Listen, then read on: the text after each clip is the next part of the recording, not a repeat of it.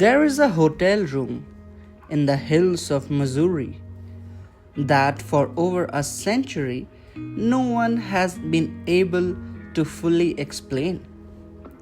Locked from the inside, no second door, no window wide enough for a person to pass through. And yet, inside that room, in the year 1909, a woman was found dead. This isn't a legend. It's the opening of a real, gripping novel, The Mussoorie Murders by Divyaroop Bhatnagar. Bhatnagar isn't someone who grew up dreaming only of writing. He studied at IIT Kanpur and IIM Calcutta, built a long career as a CEO, and only later in life turned to fiction. But one thing never left him: his childhood memory of Mussoorie. The hill station his family visited every summer.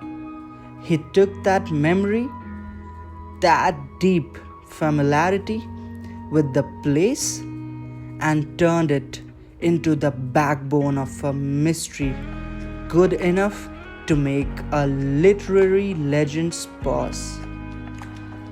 Because here's the strange, almost unbelievable part.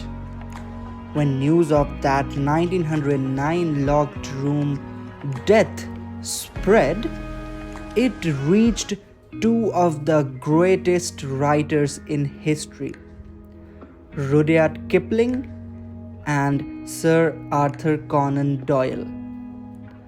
Both heard about it, both speculated on it, and neither of them, the creator of Sherlock Holmes himself, could explain how someone could die in a room that was sealed from every possible entry point.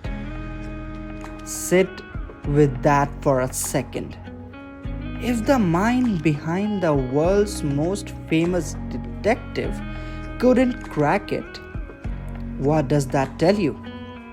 Sometimes the most ordinary places, a quiet hotel, a quiet town, hide the most complicated human stories.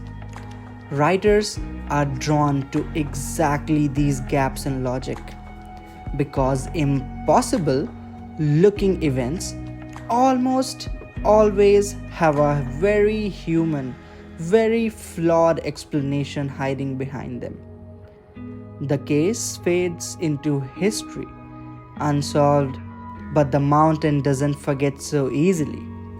60 years later, in that same hill station, a wealthy young heiress named Anahita Bilimoria is found dead in eerily similar circumstances.